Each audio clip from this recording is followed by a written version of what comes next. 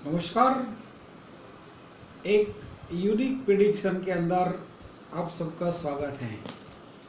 Unique prediction इसलिए है कि इसको समझना बहुत जरूरी है। नमस्कार, जय गणेश। मैं हूं नरेश खत्री, एस्ट्रोलॉजर अहमदाबाद से। और आज का ये प्रिडिक्शन है, हर ग्रह से क्या टेंशन मिल सकता है। प्रत्येक ग्रह कुंडली में यदि खराब है, कौन सा ग्रह खराब है और कौन से सेक्टर में से टेंशन मिलेगा, इसके बारे में आज थोड़ा सा फोकस करेंगे। तो सबसे पहले बात करेंगे ग्रह मंडल के राजा ग्रह सूर्य ग्रह के ट्रांजिट्स हैं। तो सूर्य का जो कुंडली में यदि खराब है, सूर्य यदि चौथे, आठवें, 12वें स्थान के अंदर है, सूर्य यदि केतु के साथ, राहु के साथ ग्रहण योग में है, सूर्य शनि कॉम्बिनेशन है, सूर्य शनि की दृष्टि में है, तो ऐसे संजोग के अंदर सूर्य पीड़ित हो जाते हैं। और डिपेंड्स के कौन से सेक्टर के अंदर, कौन से स्थान के अंदर है, तो उस प्रकार से टेंशन मिलेगा। लेकिन फिर भी जो सूर्य खराब है, तो सामान्यतः क्या टेंशन मिल सकता है। सूर्य यदि अशुभ है तो सबसे पहले तो सरकार से लाभ मिलने के बजाय नुकसान होगा। या तो फादर से टेंशन, स्ट्रेस, तनाव मिल सकता है, या तो जातक या जातिका को खुद का हेल्थ का कुछ इश्यू हो सकता है। तो इस प्रकार से टेंशन मिलने की संभावना है। काम किसी का कितना भी क्यों ना करे, लेकिन इसका रिवॉर्ड्स नहीं मिलता है, इसका जस नहीं मिलता है। ऐसा प्रॉब्लम जो है वो सूर्य के कारण क्रिएट होता है। नंबर 2 पर बात करेंगे चंद्र ग्रह के बारे में। चंद्र ग्रह यदि कुंडली में अशुभ है तो चंद्र जो है वो मातृ कारक है, माता के कारक है, और डेली जो इनकम होती है उसके भी कारक जो है वो चंद्र माने जाते हैं। तो चंद्र यदि अशुभ है तो जो कोई भी जातक बिजनेस कर रहे हैं, इनको डेली इनकम के अंदर एक समान इनकम जो होती है वो नहीं मिलती है। चंद्र के जैसे बल में वृद्धि होती है और चंद्र घटता है ऐसे इनकम घटती है, चंद्र में बल आता है तो फिर इनकम स्टार्ट होती है। कुछ ठिकाना नहीं होता है। कहने का मतलब ये है कि कुछ फिक्स इनकम जैसा नहीं होता है। ऊपर से जो चंद्र है वो जो अशुभ चंद्र है, चंद्र राहु के साथ है, चंद्र केतु के साथ है, चंद्र शनि विष योग है, चंद्र सूर्य साथ में होना भी शुभ नहीं है, क्योंकि अमावस्या जैसा योग बन जाता है जिसमें जो चंद्र का जो बल है वो बहुत कम, वो चंद्र स्वतंत्र फल देने के लिए कैपेबल नहीं रहते, सक्षम नहीं रहते हैं। इसमें क्या है कि जो ऐसे जातक चंद्र सूर्य साथ में हैं तो उसमें थोड़ा सा जो इमोशन है, लागणी है, ये कम हो जाती है। और उसके कारण भी माता के साथ, पत्नी के साथ, तमाम प्रकार जो रिलेशन है, खास करके फीमेल रिलेशन, उसमें इनको ज़्यादा तनाव मिल सकता है चंद्र यदि वीक है तो। मंगल यदि कुंडली में वीक है तो कहाँ से टेंशन मिलेगा। मंगल यदि वीक है तो सबसे पहले तो आपको प्रॉपर्टी से टेंशन मिलेगा। माता से भी मिल सकता है कि मातृकारक मंगल है, और अपने भाई बहन, ब्लड रिलेटिव्स, तमाम प्रकार के जो भाई बहन, फैमिली, तमाम मेंबर जो ब्लड रिलेटिव्स, ब्लड से कनेक्टेड हैं, ये तमाम से अपने को टेंशन मिल सकता है। जिसकी भी जातक में कुंडली में मंगल अशुभ है, उसके अलावा आपको अपने ब्रदर सिस्टर के अलावा आपके नेबर्स की ओर से भी टेंशन मिल सकता है, क्योंकि मंगल जो है वो नेबर्स के कारक भी माने जाते हैं। और इसके साथ साथ प्रॉपर्टी रिगार्डिंग मैटर से भी टेंशन मिल सकता है यदि मंगल कुंडली में अशुभ है तो। मंगल के बाद बात करेंगे बुध ग्रह के बारे में।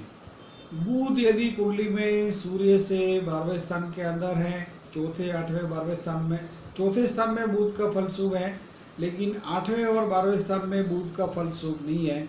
बुध यदि कुंडली में सूर्य से 12वें स्थान में, सूर्य से 8वें स्थान में तो होने का कोई सवाल ही नहीं है कुंडली में, क्योंकि सूर्य और बुध जो हैं वो हमेशा पैरेलल चलते हैं। 12वें स्थान में हो सकते हैं, तो सूर्य से 12वें स्थान में यदि बुध हैं तो, और लग्न कुंडली में 8वें स्थान में बुध हैं, तो बुध अशुभ माने जाएंगे।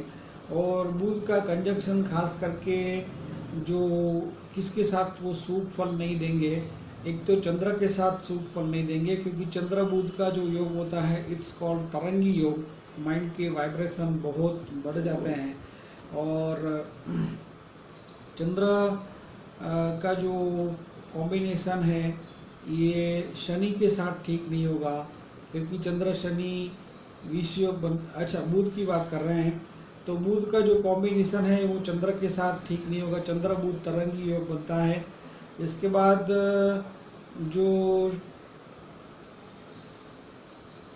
शुक्र के साथ भी इतना शुभ फल नहीं देंगे, क्योंकि शुक्र जो है वो एंटरटेनमेंट के कारक माने जाते हैं, और जो बुध है वो बुद्धि तत्व के कारक हैं। इसके कारण क्या होगा कि ये जो कॉम्बिनेशन है मटेरियलिस्टिक वर्ल्ड और फिजिकल वर्ल्ड के बीच में थोड़ा सा इंटरनल कॉन्फ्लिक्ट रहेगा शुक्र के साथ, यदि बुध का कॉम्बिनेशन है।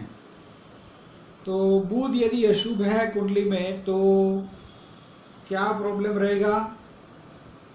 नगद कैश, हार्ड कैश, ऐसे जातक के जो पर्स में है वो पैसा रहेगा नहीं, या तो बैंक में पैसा रहेगा नहीं, जितना भी इनकम होता है वो सब खर्चा हो जाएगा, सेविंग बहुत कम होगा या तो नहीं होगा, या तो ऊपर से डेब्ट भी हो सकता है।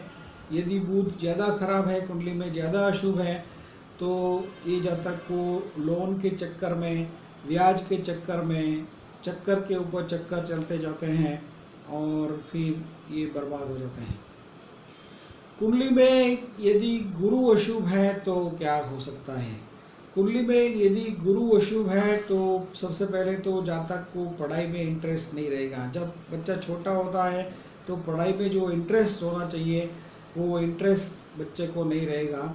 वो कोई भी है, जातक है, जातिका है, कोई भी है, तो उसमें वो कोई मायने नहीं रखता है, क्योंकि ग्रहों का जो इफेक्ट है वो ऊपर से होता है और यूनिवर्सल होता है। तो गुरु का सबसे पहला तो इफेक्ट क्या है कि पढ़ाई में जो जातक का इंटरेस्ट चला जाता है, पढ़ाई में इंटरेस्ट नहीं रहता है। दूसरे नंबर पर जातक का गुरु का रोल कहाँ आता है? पढ़ाई ख़त्म करने के बाद अच्छा कोई बिजनेस जो है इनकम करने का है, यहाँ पर भी कुछ सेटलमेंट ठीक नहीं होगा। तीसरे नंबर पर गुरु का रोल है जीवन के अंदर, लाइफ में अपने पार्टनर को ढूंढना। तो यहाँ पर भी जो गुरु है खराब है, यदि अशुभ है तो उसको ढंग का कोई पार्टनर नहीं मिलेगा या नहीं मिलेगी, जिसके कारण क्या है कि जो लाइफ में जो अच्छा पार्टनर मिलता है तो सपोर्ट मिलता है, लाइफ में जल्दी प्रोग्रेस कर सकते हैं। और गुरु अशुभ है तो कॉन्फ्लिक्ट करने वाले पार्टनर मिलते हैं, तो फिर प्रॉब्लम है लाइफ के अंदर, ये आपको समझते नहीं है और फिर लाइफ में बहुत सी प्रॉब्लम क्रिएट हो जाती हैं। और पांचवा रोल गुरु का कहाँ पर है? आफ्टर मैरिज संतान। संतान भी यदि जो है वो आपका गुरु शुभ है तभी आपको अच्छे संतान मिलेंगे। ओबेडिएंट चाइल्ड जिसको बोलते हैं, आपकी आज्ञा का पालन करने वाले, आपको समझने वाले, आपको मान देने वाले संतान जो है, यदि आपकी कुंडली में गुरु शुभ है तो देंगे। और गुरु अशुभ है तो जो संतान है वो भी आप जो बोलेंगे उससे विपरीत काम करेगी और आपको टेंशन देगी। और गुरु अशुभ है तो ऐसे जो जातक हैं वो धर्म कर्म में ज़्यादा बिलीव नहीं करेंगे और धर्म कर्म के विरुद्ध काम करेंगे, तो फिर ये भी एक प्रॉब्लम है कि आगे जाके ये कुछ प्रॉब्लम में, बड़े प्रॉब्लम में फंस सकते हैं। शुक्र की बात करें तो शुक्र ग्रह का जीवन में क्या रोल है? शुक्र तो आप जानते हैं कि बेसिक जो सबसे पहला काम है हमारा, जो वंश आगे बढ़ाना है, उसके लिए मेन कार्य शुक्र का है। और उसके साथ साथ लाइफ के अंदर जितने भी एंटरटेनमेंट हैं, फिल्म देखना, टीवी देखना, नाटक देखना या कहीं घूमने जाना, ये सब शुक्र के अंडर में है। और अच्छे अच्छे कपड़े, परफ्यूम्स, ये सब का चॉइस, और अच्छे पार्टनर का भी जो है वो मिलना, ये भी शुक्र के अंडर में आता है। तो शुक्र यदि अशुभ है कुंडली में, तो ऐसे जातकों को जो ये लग्जरी है, गाड़ी है, मोटर है, बंगलो है, ये सब जो मिलने में बहुत प्रॉब्लम होता है। और मिल भी जाता है तो उसका एज कुंडली में यदि शुक्र वीक है, कमज़ोर है, तो उसका उपभोग नहीं कर पाते हैं। कई बार मैंने देखा है कि रास्ते में जाते हुए कोई गाड़ी पड़ी है, कोई मर्सिडीज़ है, वॉटेवर, कोई भी कंपनी का नाम नहीं ले रहा हूँ, लेकिन कोई बड़ी गाड़ी पड़ी है, लेकिन पड़ी पड़ी सड़ रही है, उसको कोई यूज़ नहीं कर रहा है। तो मैंने अक्सर सोचा है कि फ्रेंड्स, ये क्या मामला है कि इतनी लग्जरियस गाड़ी है और इतनी ब्रांडेड आइटम है, लेकिन उसका कोई यूज़ नहीं कर रहे, पड़ी पड़ी सड़ रही है। तो उसके मालिक के ग्रह क्या होंगे? ऐसे उसकी जो मालिक हैं ऐसी गाड़ी के, तो उसका शुक्र कमज़ोर होगा, क्योंकि वो उसका उपभोग नहीं कर पा रहा है। और शुक्र वीक है तो जो ऐसे जातक है, इनको कपड़े पहनने का भी जो है वो ढंग से पहनने का समझ नहीं होगा, सूझबूझ नहीं होगा, परफ्यूम लगाने का भी सूझबूझ नहीं होगा, अच्छे प्रकार से वो तैयार नहीं होते हैं। मतलब किसी को एक लुक में जो पसंद आ जाता है, तो समझ लो कि ये शुक्र उसका शुभ है, पावरफुल है। और यदि आपको उसको देखना पसंद नहीं पड़ता है और ऐसी कुछ फिगर बना के रखी है, तो समझ लो कि इसका शुक्र वीक है। तो शुक्र के कारण जो यदि शुक्र अशुभ है, तो जो वैवाहिक जीवन के बाद संतान के अंदर भी बहुत प्रॉब्लम होती है, संतान कंसीव करने में प्रॉब्लम होती है और बहुत विलम्ब से संतान होती है। तो ये शुक्र का इफेक्ट है, नेगेटिव रोल है। सैटर्न, दंडनायक ग्रह शनि यदि कुंडली में अशुभ है तो क्या फल देंगे? अब शनि जो है फ्रेंड्स, ये बहुत लंबे चलने वाले ग्रह, एक राशि के अंदर 2.5 साल सबसे ज़्यादा समय लेते हैं शनि। और शनि कुंडली में ये अशुभ है, तो शनि का रोल कहाँ से स्टार्ट होता है? शनि का जो रोल होता है वो, वैसे तो हर ग्रह बचपन से इफेक्ट करते हैं, लेकिन जो शनि है ये 16, 17, 18 या 20, 25 साल की उम्र से जब जातक या जाति का काम करने का स्टार्ट करते हैं, वर्किंग प्रोफेशन के अंदर आते हैं, वहाँ से शनि का इफेक्ट चालू होता है। तो शनि जो है ये आपके यदि अशुभ है, तो साथ में काम करने वाले, आपके नीचे काम करने वाले जो हैं, ये प्रॉपरली काम नहीं करेंगे और उसके कारण आपको ब्लेम होगा, आपके ऊपर ब्लेम होगा और आपको प्रॉब्लम में डालेंगे। तो शनि यदि वीक है कुंडली में, तो जो बोन्स है शरीर के अंदर, हाड़का बोलते हैं जिसको, अस्थि ये संस्कृत शब्द है और इंग्लिश शब्द बोन है, ये बोन कमज़ोर होंगे और ऐसे जातक कहीं गिर जाते हैं, फिसल जाते हैं, तो उनको जल्दी फ्रैक्चर हो जाता है। तो शनि यदि कमज़ोर है, तो आपके यहाँ जो काम करते हैं, काम वाले, काम करने जो कोई भी जातक ये शनि वीक है, इसके यहाँ जो काम वाले होते हैं ये टिकते नहीं है। इनके यहाँ हर 2 महीने में नया काम वाला या काम वाली उनको रखना पड़ता है, वो काम छोड़ के भाग जाते हैं, क्योंकि लेबर का जो शनि है, माने लेबर का जो सुख उनको नहीं मिलता है। तो it is because of Saturn, तो ये अशुभ शनि की निशानी है। ऐसे जातक के जो बाल हैं ये भी बहुत जल्दी वाइड हो जाते हैं छोटी उम्र के अंदर। और शनि यदि खराब है तो गाड़ियों के अंदर बार बार खर्चा आता है। लोहे की कोई भी चीज़ जो है वो आपके पास ये इतना सेटिस्फैक्ट्री रिजल्ट नहीं देती है।